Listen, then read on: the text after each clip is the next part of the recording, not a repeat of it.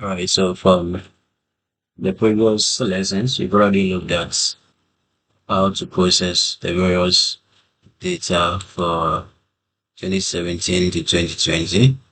So now I want to bring in the stores cities data and also the product hierarchy data so that when we are done, we can link the data together and create our pivot tables out of that. If you look at this data, we don't have a lot of data describing what you have here. You have product ID, you have store ID, and you have the revenue here. But actually, you don't have any data that we can use to say get insight about which product is selling more, which stores you are selling more from. You only have the store IDs and product ID, and that is not enough. So you have to bring in the product hierarchy table and also the store cities ID.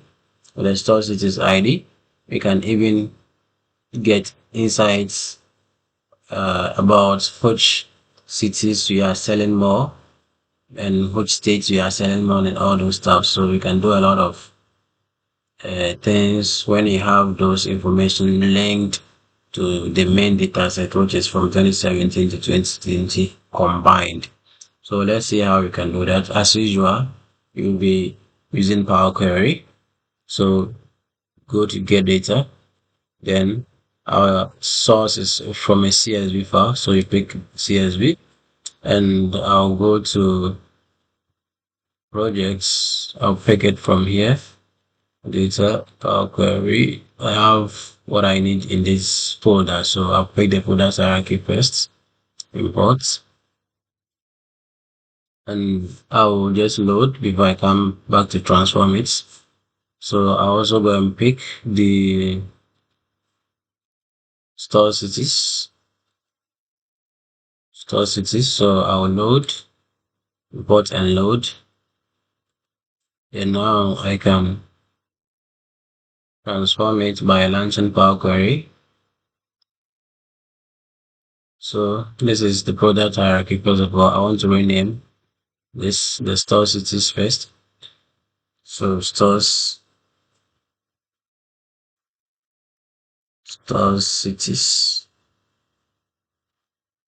Okay, so and the product products hierarchy. So get these things renamed. So what I need to do, I'll work on the product hierarchy first. Let me promote the headers. Basically, using the first rows as headers with this option that Power Query gives us. When you click so use first rows as headers. Yeah, so that is what. And you can also use the headers as first rows, but mostly you will use the rows as headers. So I'll promote it and we have them up. I'll change this from to just products. Okay, so this I'll rename to dimensions. So dimensions and this category.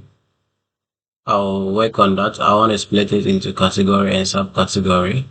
But before that, let me work on the products. So I right click on the whole column, go to transform, and I want to first capitalize each word. So I'll capitalize each word. You see how the structure is. We have some text, a lot of space before the text, some space in between, and a lot of space after some of them. So let's see how you can use Power Query to work on this. So first, I want to trim the data. Quickly, just observe how the data will change. So if I press the trim, you see that whatever space before it is gone and after it is also gone. So that is the trim for you. And let's now use the clean. So the clean takes care of the spaces in between. So basically that is it with this. So I'll now go to the subcategory and the category. I want to split them. I want to use this functionality. Remember that you can also use what is here. Use the option here, but I prefer to right click, go to by delimiter. So I want to split by delimiter. So it's already picked our pipe sign. Okay, that is the vertical line here that you see. So two vertical lines. We can just specify one and it will work for you. If maybe this data, instead of vertical line, if it's separated by, let's say, semicolon or space, or let's say tab, you could have used that. Okay, you could have used that. And if you have custom delimiter, for example, if end is our delimiter, if I specify end, it will split everything. It will split, you have food, snacks, you have hygiene, you have herbs and seasonings, you have biscuits, you have cookies. If I use the and, but in this case, our delimiter, we want to split by category and subcategory. So our delimiter will be the pipe creator or the pipe sign here. So I can specify one or specify two, and it will still work for me. So each occurrence of the delimiter is already selected. So I'll press OK. Now we gotten our data splitted. So I want to rename this to just category instead of sub and category. So here I also want to rename this subcategory. So here I have this. So we are done with the product hierarchy. Let me now work on the stores. So the stores, you have the ID, the store type ID, the size, and also you have the state, abbreviation, city, latitude and longitude, and other related things. So here, that is fine. And so what I want to do is to split this column into three: the state abbreviation, and the city. So now I want to split by delimiter again.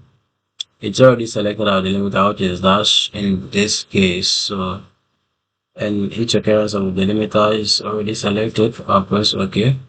And now we have this splitted. So this first is the state abbreviation, right?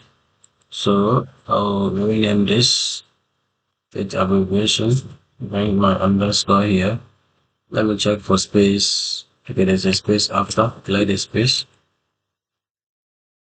Alright, so here this will be the states. This will be the states. Okay, so let me check if there's any. Okay, so that is fine. And here will be the city. This column will be the city. And we are good with this. So when it comes to the latitude and longitude, I want to also split this too. So by delimiter again, delimiter, there's some dots here. I'll clear that dots and select the forward slash. Right, so each occurrence is fine. Just go with OK. And you are good. So here I have the lats first, and I have the long. Okay, so you're also good with this. Yeah, long, and I want to rename this one. Okay, so let me rename this to land underscore development underscore process. Okay, so that we have consistent column names. Say here other related costs, other related underscore costs. Okay, so other related underscore costs. Let's check the column names. Everything is fine. So okay, so I think everything is fine with this as well. So I'll close and load this data. Okay, so now we have our store cities data in here. We have the product hierarchy also in here. But I want to rename this, guys. So here, I want to rename this. So stores cities. I also want to rename this guys to products hierarchy. Products